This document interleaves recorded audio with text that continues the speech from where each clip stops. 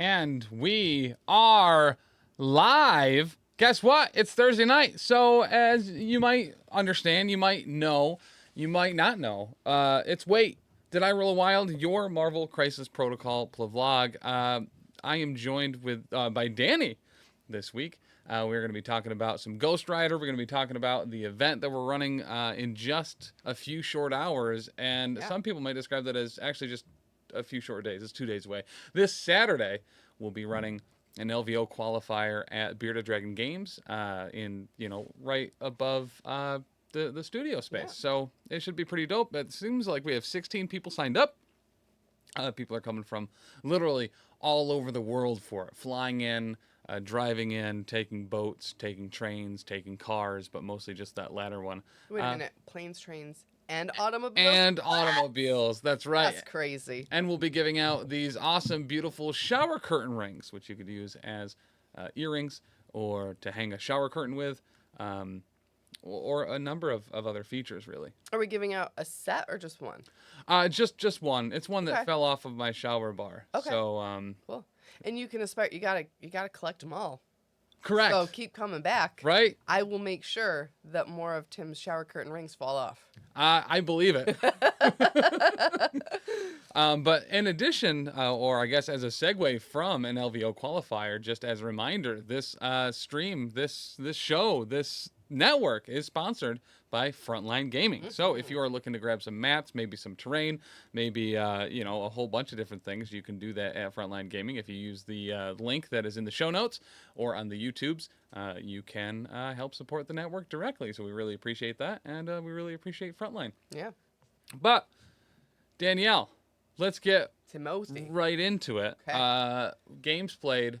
Hobby thoughts. You and I played a game earlier this week. We did. On the Power Phase on Tuesday night. Yeah, did I say Monday again? No. Oh, I didn't say. Okay, I didn't say it wrong. It was lying through omission. But you and I played a game. We got to try out Gwenpool and Squirrel Girl. Yes. What was your initial piloting review post-play of Squirrel Girl and how she functioned and how she did? How'd you like her? Yeah, I liked her. I definitely want to run her again and try to work around. I never felt like I had enough power to use the tippy toe token until she'd already been flipped, and at that point it was just kind of like a matter of time before she got taken out. So definitely, maybe something running her with Hellfire Club where I could just like give her that power, something like that would maybe benefit her a little bit more. And I definitely kept her back so that she wasn't, in too much combat so that she wouldn't get injured, but then she wasn't getting the power. So I felt like I really missed out on that aspect of her, but otherwise I thought she was perfectly serviceable. Now, is she an A-Force as well or just Yes. Avengers? Okay. Because that could be another thing that would help her potentially benefit from whenever someone gets hit, giving her a little bit more an extra. Actually, that seems like probably a super dope place for her, especially if you plan on using that tippy toe token. Yeah. Totally. I got to try Gwenpool in that game as well, who I assumed that I was going to absolutely fall in love with, and I definitely did. And you did. Her spender, just being an excessive violence that also incinerates and does damage to everything around the target, including friends. There was a point in that game, and you can check that out. It's over on the YouTubes. There was just a point where half the field was covered in incinerate tokens. Yes. It was are we going to have wild. enough? Yeah. It literally, that was a question. Do we have enough incinerate tokens? Correct. But a lot being my own team as well, because it's every other character around that section, not just the enemies. Right. And I love that. That's so the Deadpool side of her, which I love that, and I respect AMG so much for adding that mechanic in with her. Yeah. Love that. And she just has a lot going on between the reroll. She has a range 3 place. She has an invulnerability. She's an absolutely stacked character. Yeah. Absolutely awesome. stacked. But this week we're going to be talking about the man, the myth, the legend, Frank Castle himself. That's right, Cosmic Ghost Rider. So this character very specifically is one that our own Big Chuck is absolutely enamored with. If you ask him about Cosmic Ghost Rider, you will get a lot of information, which is actually just super cool. He's super into this version of that character and the storyline that he has. Because what was it? He was telling us earlier today. So in the comics, Cosmic Ghost Rider, he's Frank Castle. in a world where Thanos won, and Okay. he's it. That's my understanding is he's the last thing left. He makes a deal with Mephisto to become the Ghost Rider, to get vengeance for obviously everything that has happened. Okay. And then I believe Thanos just uses him like as his like coffee in the morning. He like penance stares Thanos every day to see all of the evil things Thanos does or has done, and then he just is like, that's a good. I definitely did the right thing there. Yeah. And then ends up teaming up with Galactus when Galactus comes to Earth to be like, okay, where is everybody? I'm pretty hungry or whatever. And then he becomes the Herald of Galactus to go try to take down Thanos. All right. Pretty dope.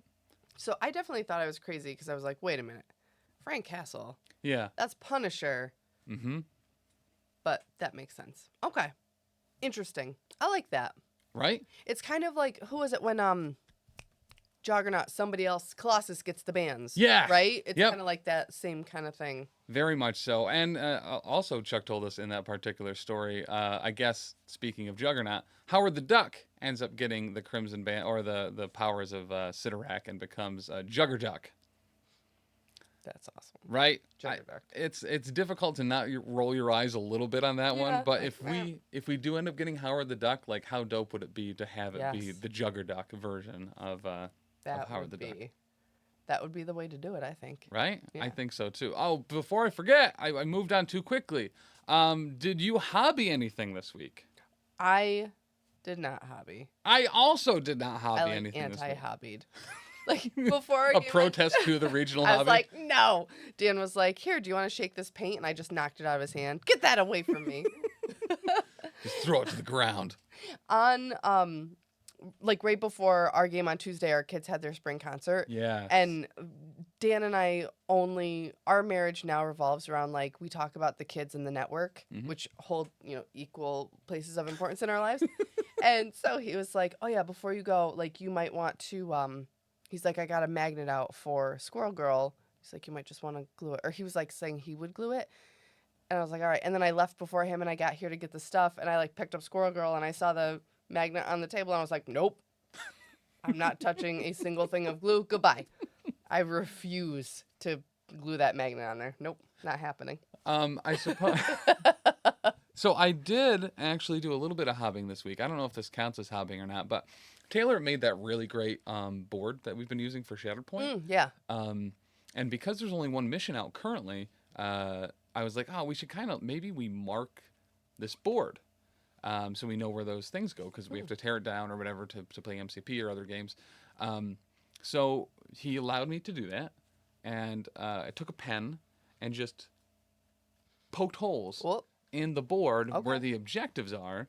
So I think that's technically hobbying. Yes. Because I made alterations to our Shatterpoint board. I think it counts. Yep, I agree, 100%. But let's jump right into this Ghost Rider card. Are you ready? I'm ready. There's a lot here. There's He's got blasters. He does have blasters. Oh my gosh, one of my 11th graders, I'm sorry, time out. You get what you need to get. One of my 11th graders did the Dani DeVito, so then I just started blasting, and I was like, I hear you're nearly invulnerable when you're blasting, and they were like, what? So I had to explain, and they think it's very funny. So blasters. I really like it, personally.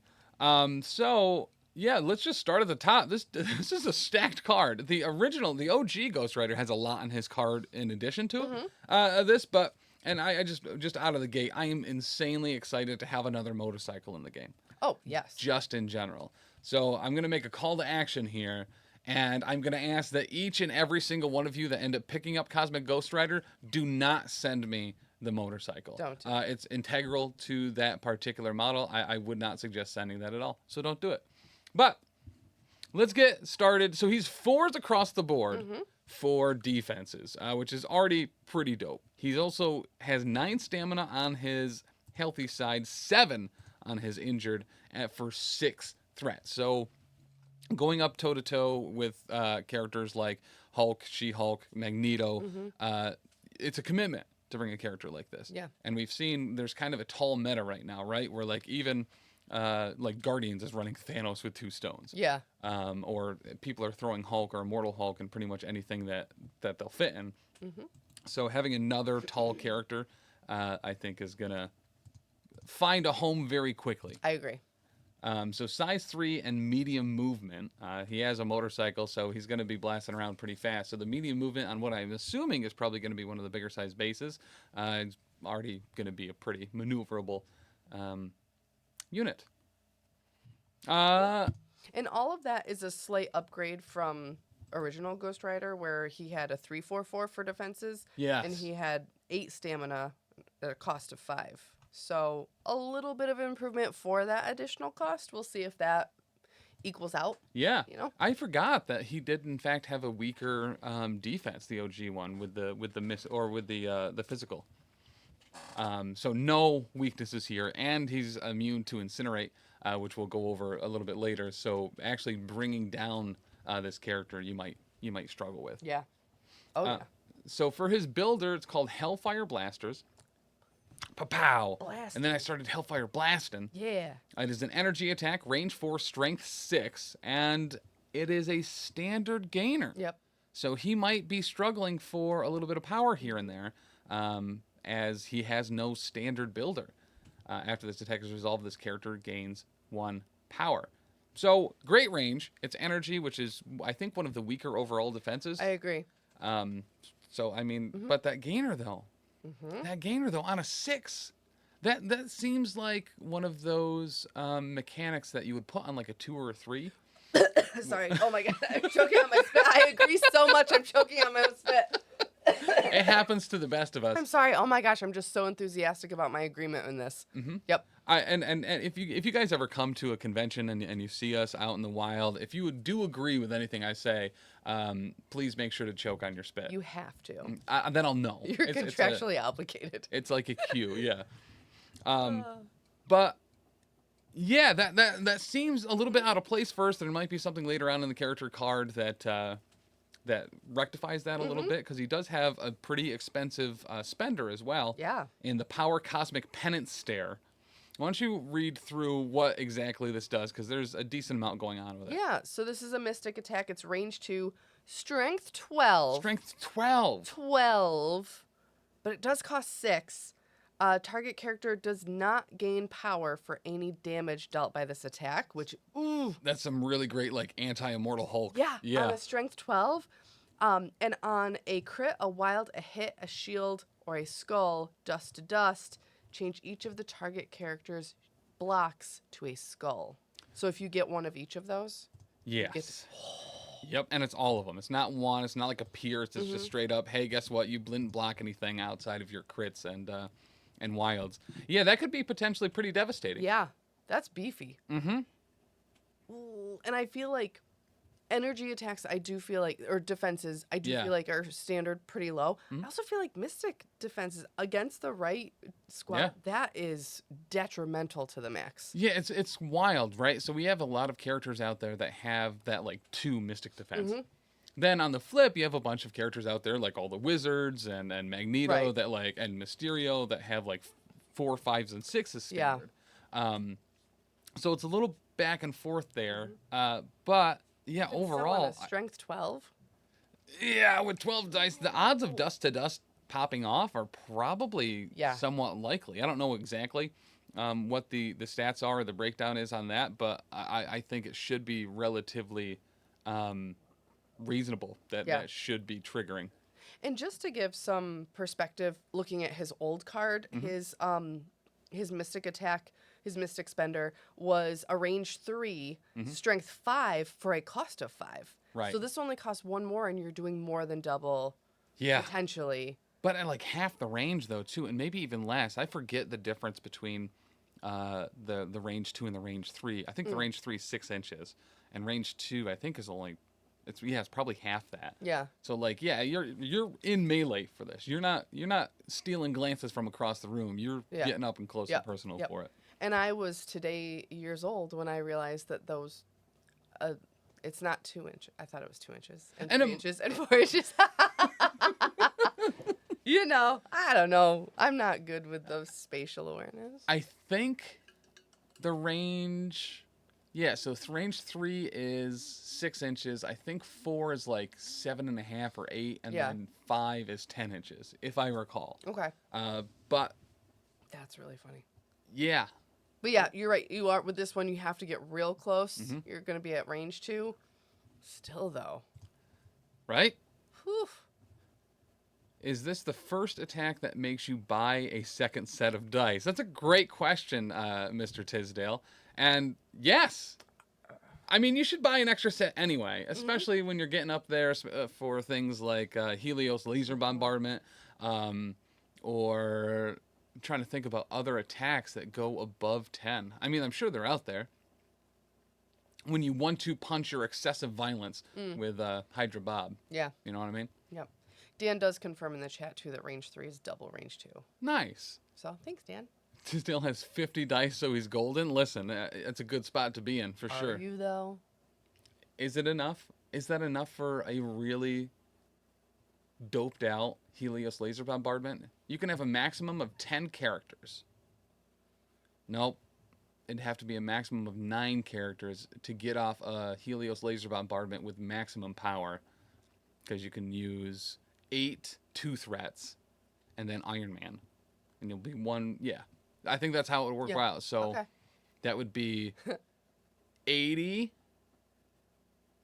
89. Does Helios laser bombardment have a cost? I don't think so.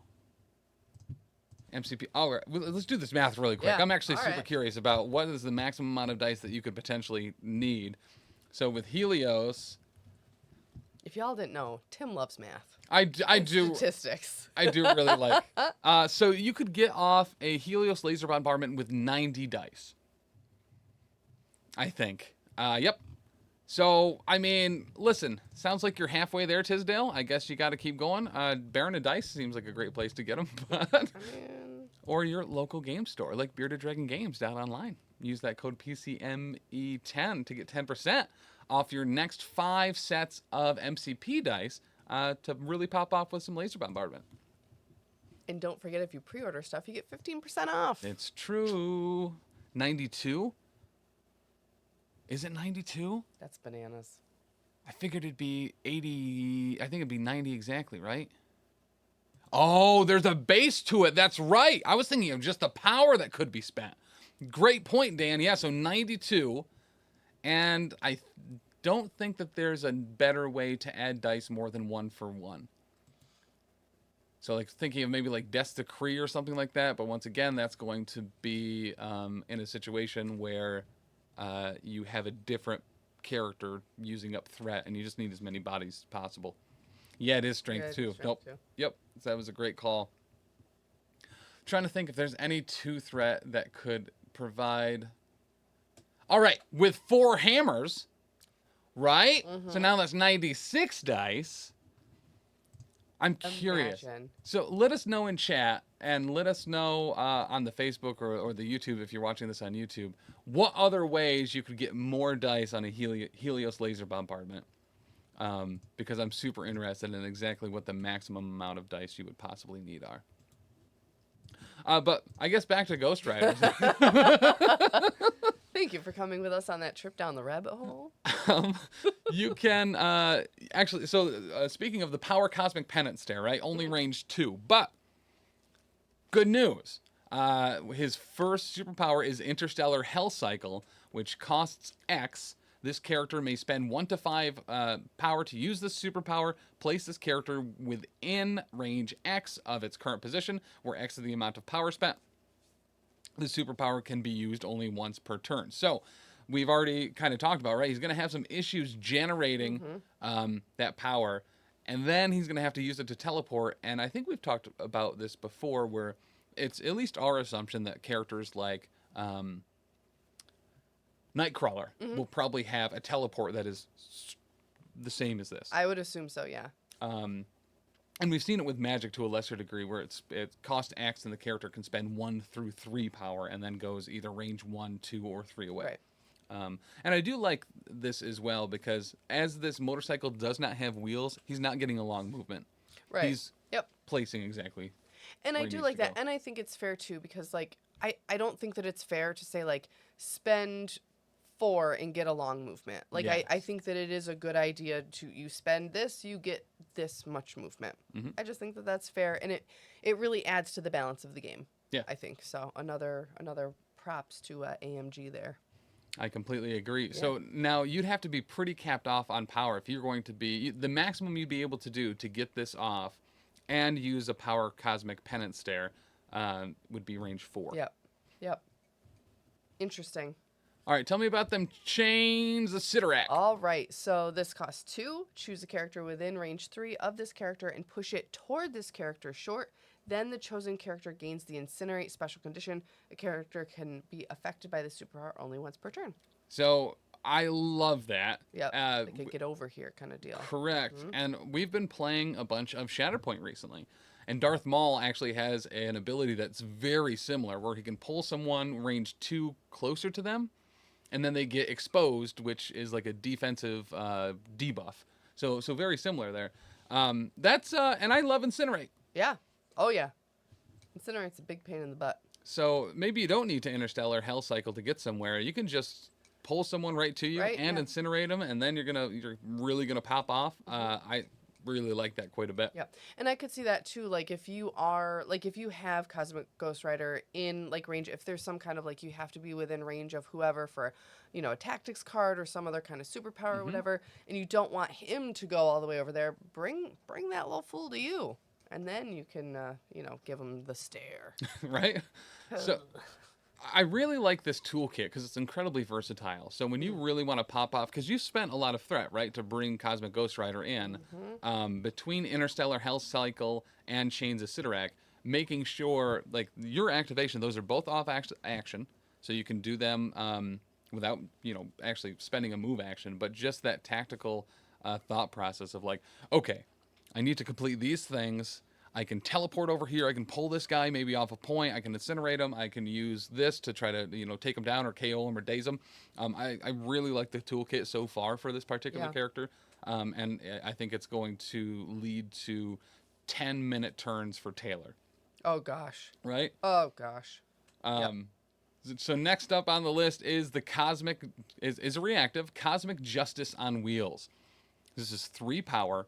If an allied character is dazed or KO'd by an enemy effect, after the effect is resolved, this character may use the superpower. It makes a Hellfire Blaster's attack against the enemy character that caused the effect. Now, here's how I read this. And we might get Thoris or Nigoldar to comment on this at some point, or especially they've opened up some rules forums as well for Shatterpoint and some things. So the way I read that is unrange restricted. It doesn't say a character within 4. It doesn't say anything. It's across the board is how I read it. Even making that outside of a Hellfire Blaster's normal range. Potentially. Maybe. I could see it just being like kind of understood. If it's a Hellfire Blaster's attack and that's a range 4 attack, you have to be within range 4. But it doesn't say specifically, so maybe they are doing that. So I'm super curious about that because I could see that being done either way. Because yes, Hellfire Blasters has a particular range on it, but if it's saying you just use it, right? I don't know. Maybe it could be a boat. You know how much we've always wanted to Hellfire Blast one of those. Yeah, because I wonder if an allied character is dazed or KO'd by an enemy effect within range 4 of Cosmic Ghost Rider. Right. Then that kind of alleviates all of that misunderstanding. And they're very good at that. That writing, right? It's normally in there. It's that is really specific. So that is why I'm assuming that you can do it from across the board, but I'm super curious for an actual ruling on that because that could be terrifying. Yes. It doesn't matter where he is. You're going to daze anyone, and that makes it significantly better than like Got Your Back, right, with Bucky? Yeah. For the most part. I think they're the same price, but Bucky being able to potentially get 2 attacks off of it at strength 4 each, is that better than a single, right? Yeah. And if you do make that attack, you're getting a power automatically, so you're going to pay for some of that cost with the attack. It's pretty efficient. I like it quite a bit. But once again, he's so power hungry. Yeah. So incredibly power hungry. Well, glad you bring that up. Right. This innate. Go for it. All right. I'm the spirit of vengeance. You are? Bearer of the power cosmic. Dope. And just a bit unstable. Oh, nuts. So this is where, so I was reading the like blog post about this prior to the card, and it did say like, yes, having the builder where you only gain 1 might seem like a problem until you get to this. So during the power phase, this character rolls 5 dice. For each crit, wild, and hit rolled, this character gains 1 power. Then, if this character has 5 or more power, this character gains a psychosis token and drops all objective tokens it is holding. At the start of the next power phase, remove all psychosis tokens from this character. So that's a way to generate power. Yeah. Doesn't seem like he's going to be the one to have for holding extracts, though. Correct. Right? Yeah. Yeah, he's a murder piece. He's not a... Yes. Oh, for sure. Yeah, and he's not like sit back and hang on a point and like chill. He's like, go staring and blasting. And I like how it's like every other turn. Yeah. You're gaining that power every other turn. You kind of got to plan a little bit. What is he going to be holding this round? Does he need to keep holding that next round? And it's just dropping all objective tokens, right? So that means he can still contest. Yep. He can still be on a point. He can still be, around the infinity formula or whatever, or hunkering down with a researcher or a witness. And then next turn, he's going to turn on. He's going to get 5 power, and he's going to be halfway across the board just doing castle stuff. Yep. So, oh, man. That's incredible. So, very realistically, you do that, innate. You make an attack with Hellfire Blaster. You gain 1 regardless. Boom. There you go. Now you can do the Power Cosmic Penance Stare. So, and on average, there's a 50% chance per die roll, so you should be getting about 2.5 power or something like that, I think. Per one of those, which, in addition to the regular power you get during the power phase, is like an average of like 3 to 4 power a turn. Yeah. So you can be doing a lot of this pretty consistently. Yes. And that will also roll into his second innate, which is ready to roll. At the start of the first power phase, this character gains a psychosis token. While it has a psychosis token, it counts skull results and attack defenses, and this is the important one, and dodge rolls as successes. While this character has a psychosis token, token, it cannot hold, contest, or interact with objectives. Guess what? I was joking before. He can't do any of that. JK. So he starts with a psychosis token.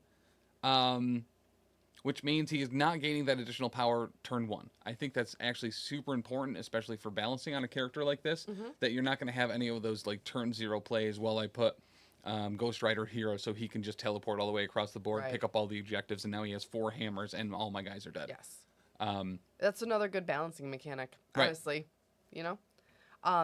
Being able to add the skulls on dodge rolls, that's huge because we see any kind of like dice manipulation are typically only for attacks and defense, never dodge. Very rarely. I'm not going to say never because I'm just kidding, but very rarely would it be for a dodge. So that's huge. Right.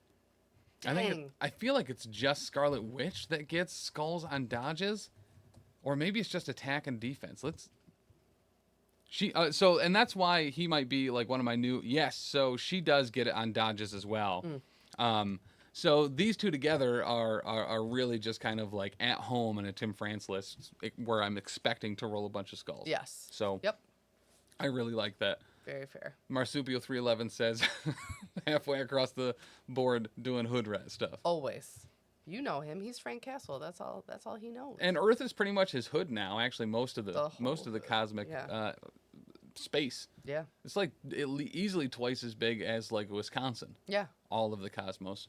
Definitely. So I feel like if you're going to take him, don't even plan on him doing anything to score you points in that way. But you just let him go out and like do what he's going to do. Because with that psychosis token, goodness. Yeah. Goodness gracious. Well, and that's the thing is, I really like that it is static, right? It is turn 1, you can't hold anything. Yep. Turn 2, you can. Turn 3, you can't. Turn 4, you can. I'm really excited to see some high-level plays. This is a character that actually obviously has a lot of just bulk and power into them. But I'm really excited to see how some of the really competitive or tactical-minded people interact with a character like this, whether they ignore it completely and just go for murdering, or if they're doing a balancing act back and forth, actually swapping back and forth with that psychosis token to be getting victory points and be popping off there. Yeah. I'm also super curious at the wording for Blood Red and Personal. I'm assuming it says Punisher and not Frank Castle, but how dope would it be if Cosmic Ghost Rider could use... It does say Punisher. Punisher. Okay. Never mind. All right. Sure. When we get a card update a bit later this year, I think is when they said it's going to happen. I would love Blood Red and Personal to change to Frank Castle, so that Cosmic Ghost Rider can get Blood Red and Personal as well. Yeah. And if you're out there thinking like, all right, whatever, so Ghost Rider is going to be running around the table killing everybody, I'm just going to do it first. Mm-hmm. He also has flight and immunity to bleed, hex, incinerate, and poison. So, good luck. Correct. You can slow him, you can stun him, but the you're not going to make incinerate him bleed. The incinerate and the hex ones alone are like super valuable. One thing I do like that he's not immune to is stun. Yeah. So you can turn off a lot of his power generation, especially from that Psychosis token. Yeah. That, I think, is like a really huge hard counter for him. Because getting rid of that, it's just his one power return.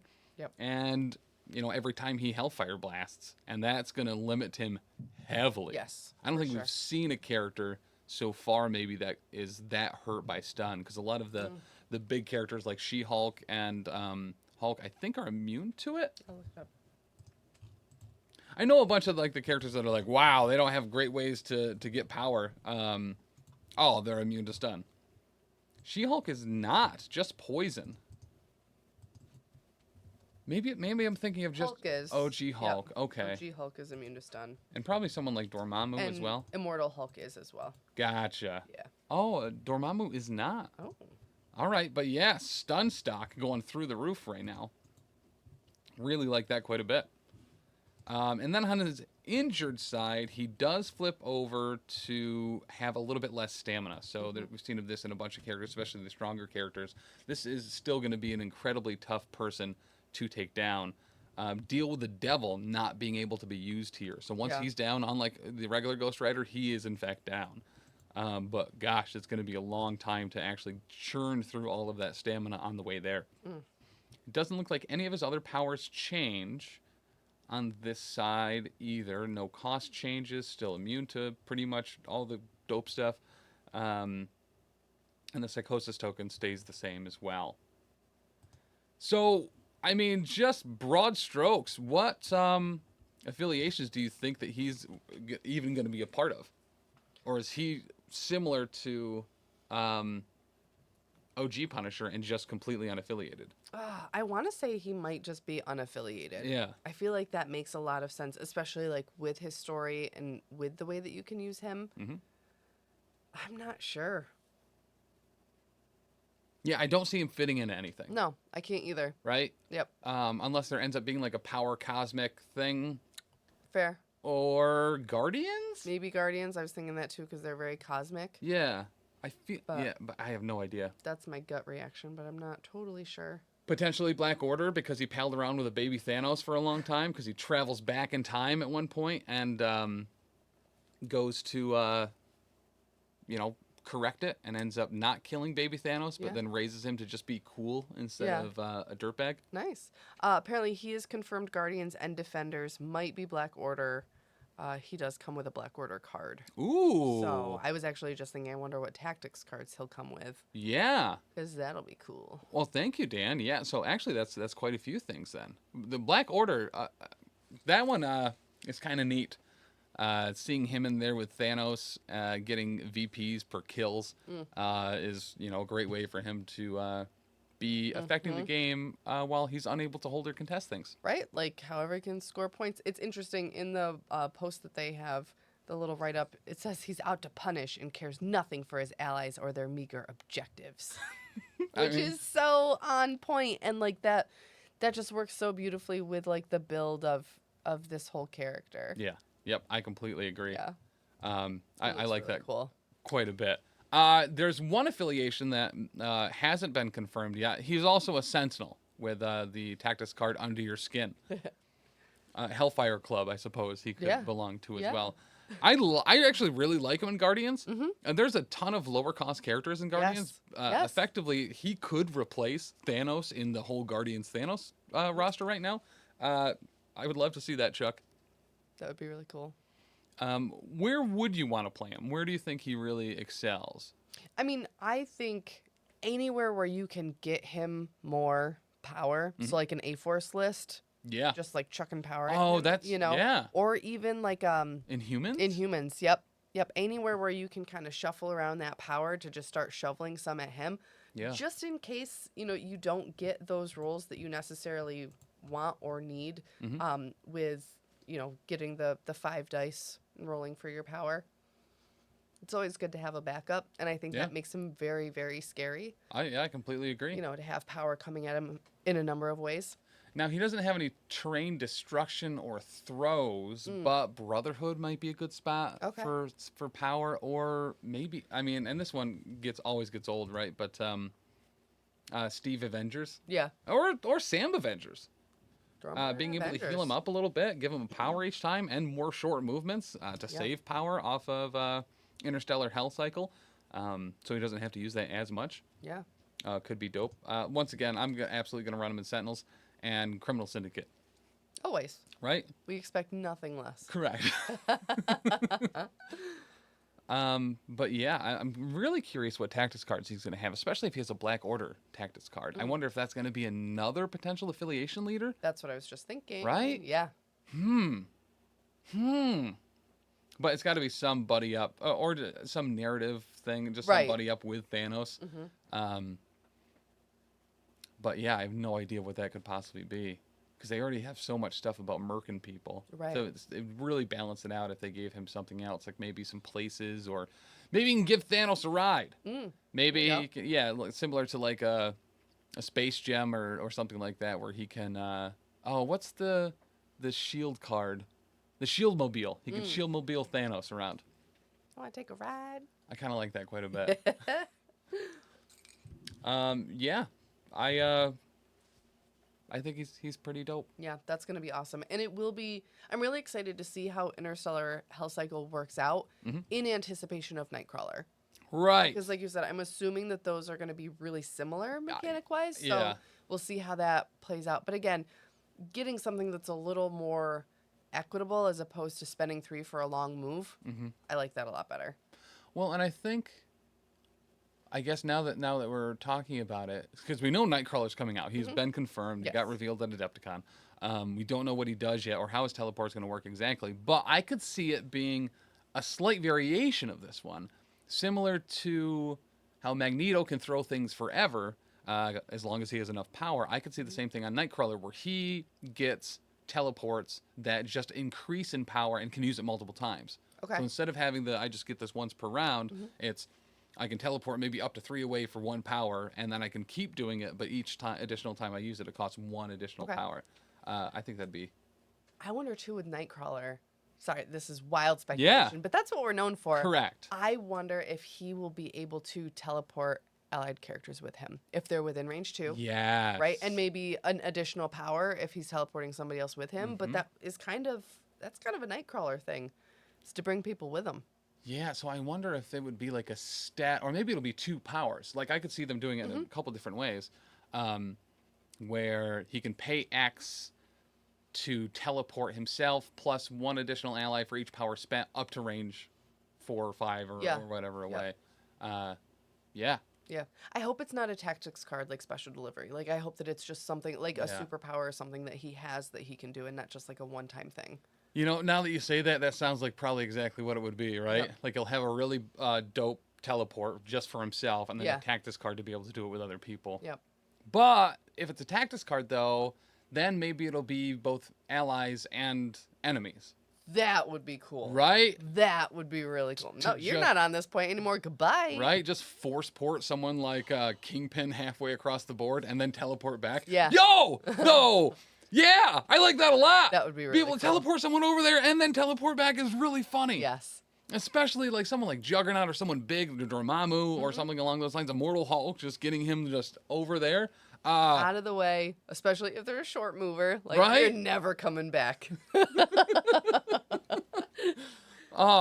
Yeah, I think that would be awesome. Yeah.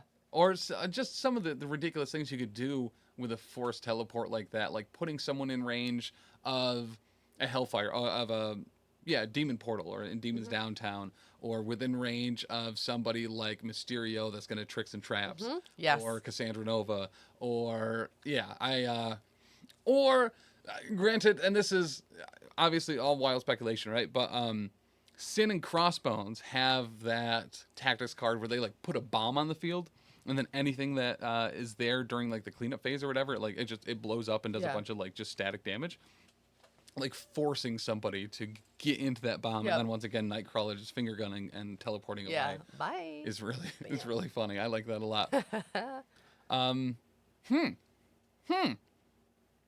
Yeah, now my head's just spinning with like, oh, just think of all the things you could do by forcefully teleporting someone. It seems really fun. Yeah, and just a good narrative too. Like that would really fit with his character too and how he is in the comics. Correct. So, and I know how much they love doing stuff like that. Right? So, and I think we're getting those X-Men characters like Q4. Okay. I think they said it was like later this year. Yeah. But speaking of, if they're coming out in Q4, that means we won't have them for the next handful of events, which we normally kind of blur through this towards the end of the show.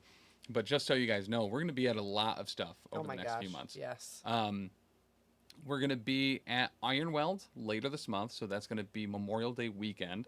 And that is an LVO qualifier that Brian Watson is putting together with the folks over at Wicked Dicey. We'll be streaming that, I believe it's Saturday and Sunday. And this is a kind of a different format as well, where they're going to be running teams of 3. Yeah. So we're going to get some practice trying to stream multiple games at once and cutting back and forth in between them.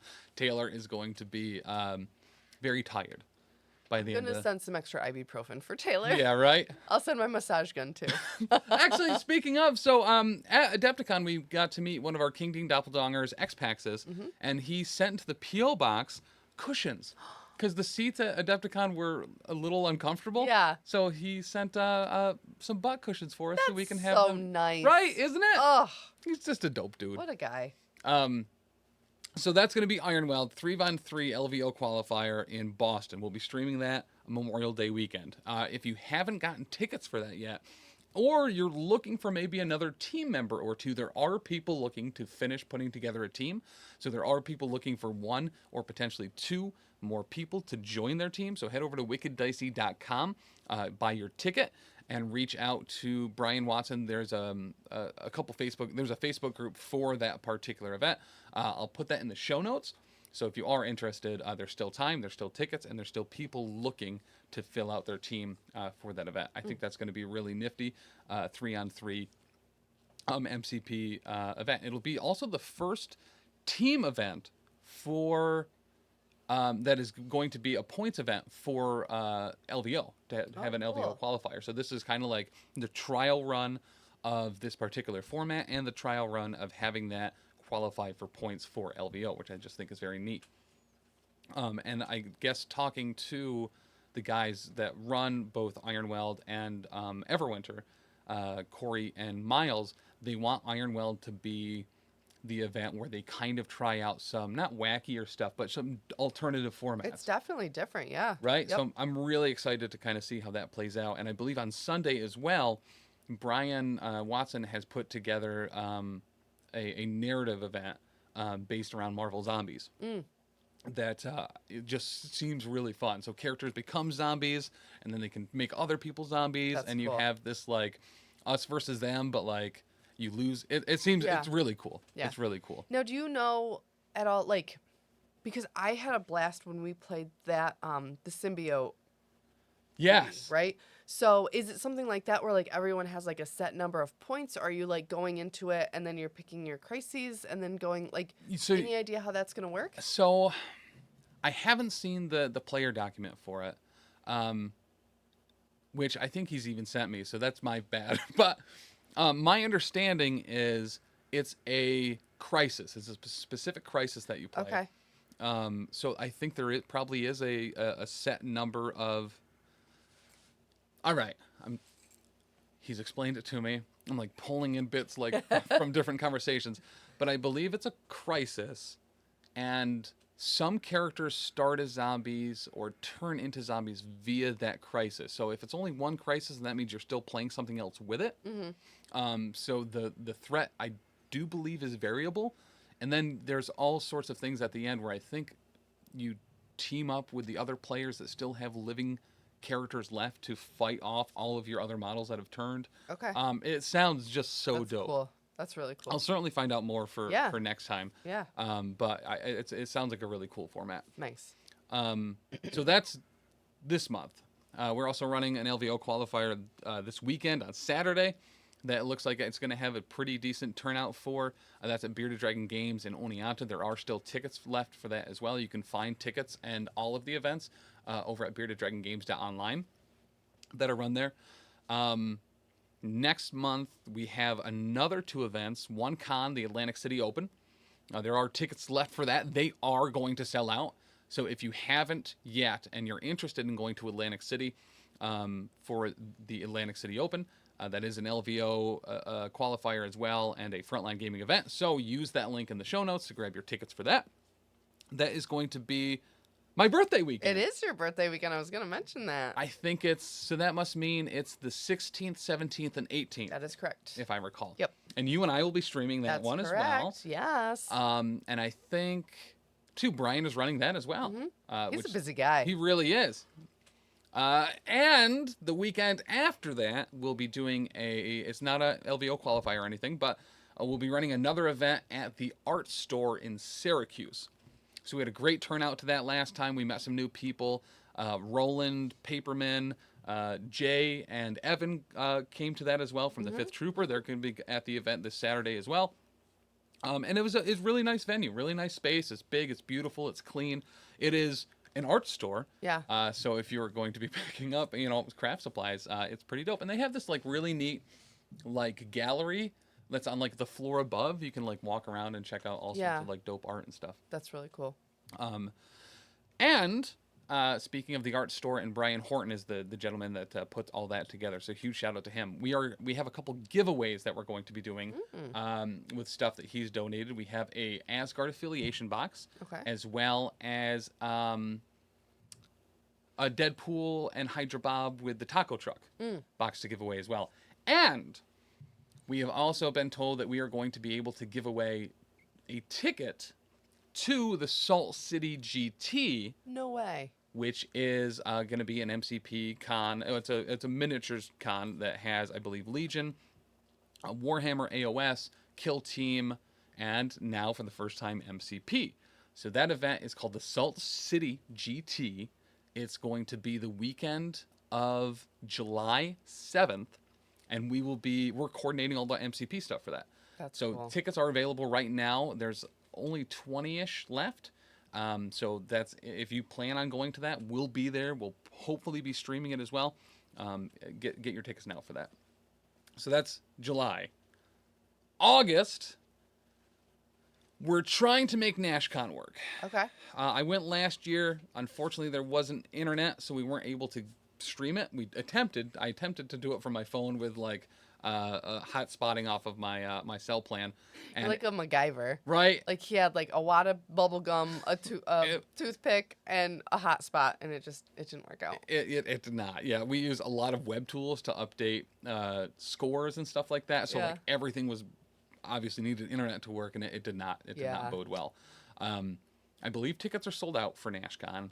And we're trying to figure out internet now. Unfortunately, convention space internet just sucks. It costs so much, hundreds of dollars a day, and not $120 a day either, but several hundreds of dollars, usually getting into the thousands. Over the course of a weekend, which is unfortunate.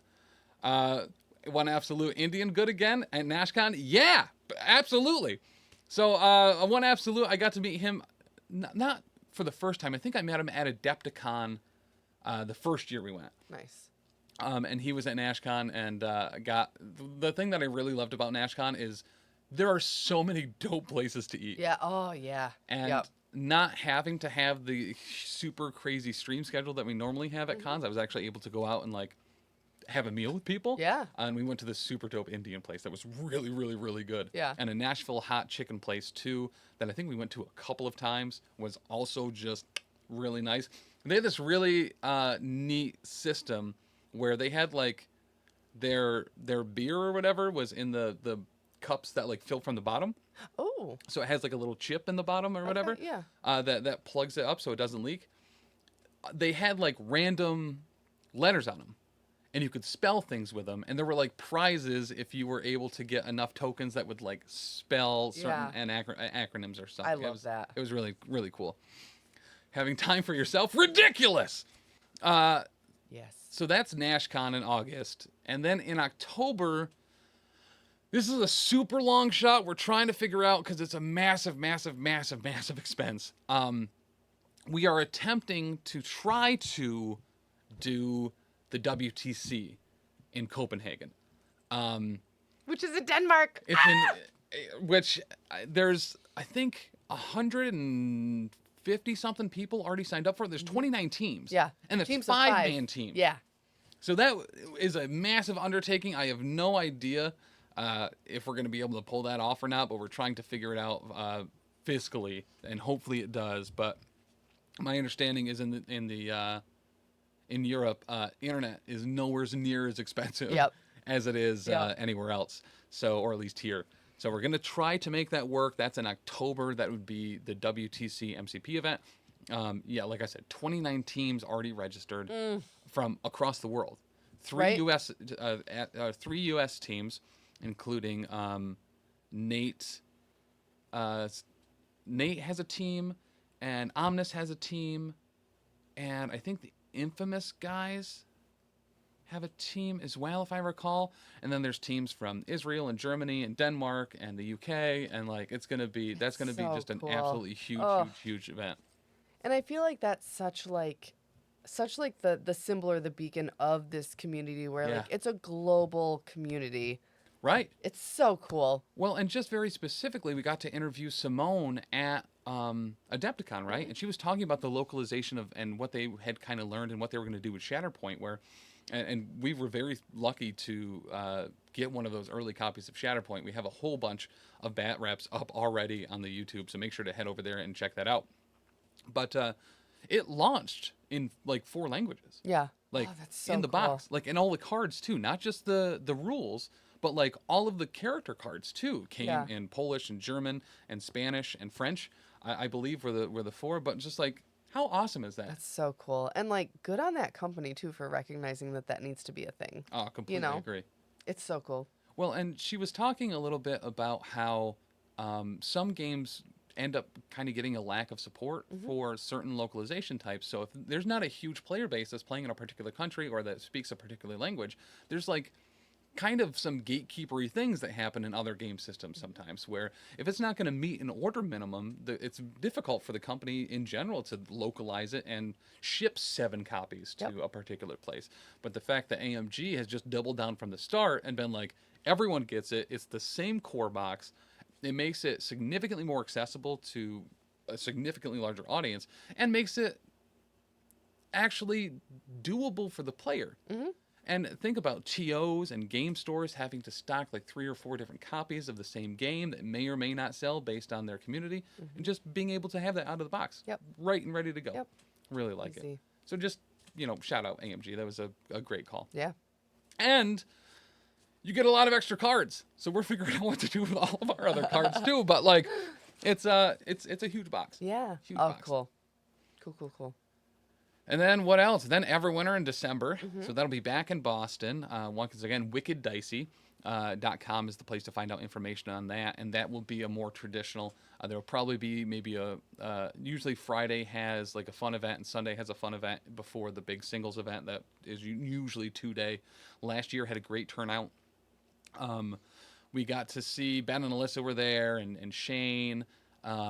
And just the whole New England group, right? Like Dr. D and them. And we saw Spider Foes win that event, which was just cool. Really nice to see. So between December of last year and the first few events of this year, I don't think there's been a repeat champion as far as affiliation. Yeah.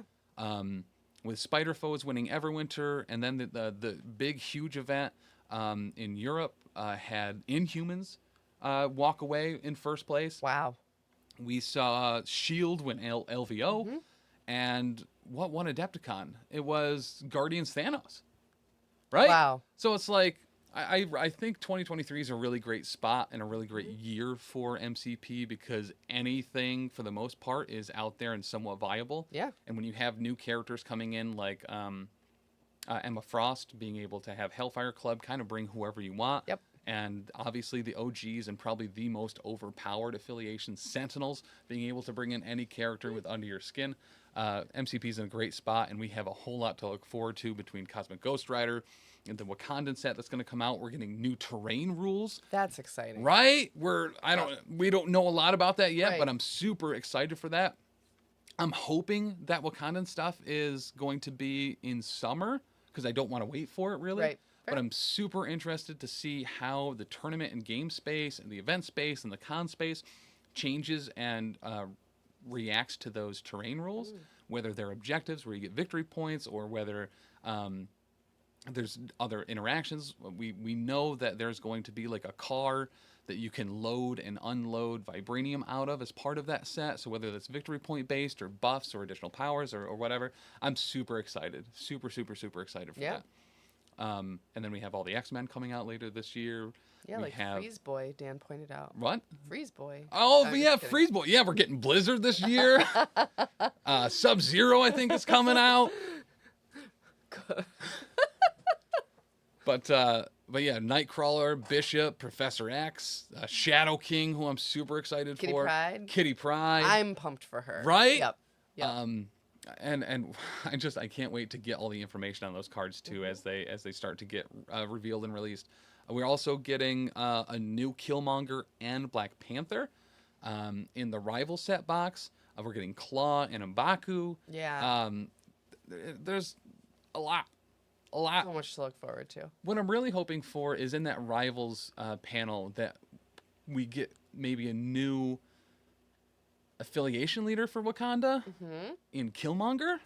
Okay. I think would be really rad. That would be cool. Especially because it's like the fight for the throne. Like, I think that'd be really dope. I love Killmonger. I'm super excited for a new Killmonger. Really excited that maybe in my heart of hearts that he could potentially be a affiliation leader for Wakanda. I think that makes sense too. More than M'Baku, but I could see that too. I would love M'Baku to be one as well. I think we have confirmation that that's not happening, though. That's one of those things. It's like, yeah, the box doesn't say there's an affiliation card in it, but it'd be super cool if it did, though. Just sneak it in there. Or in the Rivals, maybe in the Rivals set, having a Black Order style character card or a Hellfire Club where a number of different people could be the leader. Because I mean, we've seen Shuri as Black Panther. We've seen a lot of different people take on the mantle of Black Panther, including Killmonger. Yep. So I think that would be really cool. Same. But yeah, ton of events, ton of stuff coming out, tons of Shatterpoint stuff coming out as well. If you're unfamiliar, that is AMG's new skirmish game for the Star Wars property called Star Wars Shatterpoint. I would highly suggest checking out the YouTube and watching Taylor and I play that a bunch of times. We're going to be getting more games with a lot more people as well. There's also a game up there with Ben and Alyssa from Married Couple Protocols. So yeah, good. It's going to be exciting time, exciting spot. 2023. You know me. Right? But before we wrap up, just a number of things from around the network. Lost Omens podcast comes out every Monday. That's a Pathfinder 2nd Edition actual play podcast that Dani GMs. Yes, from this chair. That's true. Yeah. Tuesdays is normally Wait, Did I Roll a Wild, which you're listening to right now. Wednesdays alternates between two different things. The Slithering, which is a Pathfinder 2nd Edition actual play podcast that I run on the Patreon at the $10 tier and up, and that rotates with Settling the Southlands, a WFRP 4th Edition, Warhammer Fantasy Roleplay 4th Edition homebrew game that Dan runs. And there's going to be some new exciting things probably coming to that slot over the next few months as well, so make sure to stay tuned for that. Thursdays is Grim Podcast, A Perilous Adventure, a Warhammer 4th Edition actual play podcast where Dan is running us through The Enemy Within, probably the best over-the-top written pre-prepared adventure like ever. It's super, super, super great. It is so awesome, that story. Fridays is Comic Book Rundown with Joe Gennaro and Ron Haynes, where they run through comic arcs and issues. Mondays is Arachne, Dr. D's Infinity podcast, which is new to the network as well. And then we stream literally every day. Every single day. Monday's the Hobby Hangout with Taylor. 6 p.m. Eastern. Come, hang out. He has guests. Get through that sprue backlog that you have and hobby with Taylor. Tuesday, Wednesday, Thursday, and Friday, I stream on Twitch at 3 p.m. doing things like Blood Bowl, because we have a Blood Bowl league. Make sure you join the Discord. We have a free version of the Discord now. If you want to play some Blood Bowl or find games of some Blood Bowling for Blood Bowl 3. We do some Cycle. We do some other stuff. We're going to be playing My Hero Academia as well, the card game. There's just an absolute ton of stuff. The Discord is a great place to get all of that information and just interact with, honestly, one of the dopest communities or at least I've ever been lucky enough to be a part of. Yeah. Anything else? What I forget? I'm sure I forgot a whole ton of stuff. I don't know, man. That was a lot. Yeah. Don't forget, though, you can subscribe to our Twitch free with your Amazon Prime account. Just make sure that those two things are linked, and you just have to check and re-up it every month. But that is free to you. It helps us. It helps us get to these events. You know, keeps the lights on and the caffeine flowing. It's very true. And a huge thank you to everyone that supports us over on Patreon at patreon.com/professional-casual, including our King Ding Doppelgangers and our professional cake sitters. Not only do all of the patrons get access to the full Discord, you get episodes a week early for a lot of shows. You get video for a lot of those shows. In addition to that, a whole bunch of other great benefits, discounts on merch. You can get channels named after you, free promotions and things like that as well at certain tiers. And our King Dean Doppelgangers get to play a game with us twice a year. Especially for some TT RPGs. TTRPG. So it's super dope. But especially thank you to the King Dean Doppelgangers and professional cake sitters, including, but not limited to, X-Paxis, Tisdale, Charles, Bicon, Leroy, Rob, Dagna, Devil Pup, Iron Maze, Wizard Skills, Tony Hot Hands, Otis, and last but not least, Cider Drinker or Whiskey Chugger. Either one. But guys, on the day. Thank you so much. We'll see you tomorrow for, I think I'm doing Blood Bowl 3 tomorrow because the league, the Season 1 PCN Blood Bowl 3 league starts this weekend. So if you're not already a part of the Discord, go over there, join it for free. There's a link in the show notes and in the description of this episode. Get on there, get some Blood Bowl games in because it's going to be a blast. We have a bunch of new players. If you've never played Blood Bowl before, if you've never played Blood Bowl 3 before, that's fine. The game's actually relatively inexpensive as far as a GW product goes. And we're going to have an absolute blast with it. It's going to be Doper McGopers. I think we have a little over a dozen people in there. We'll probably have around 20 or 25. Blood bowling for soup. Blood bowling for soup. Absolutely. All right, guys. Love you so much. We'll see you next week. Bye.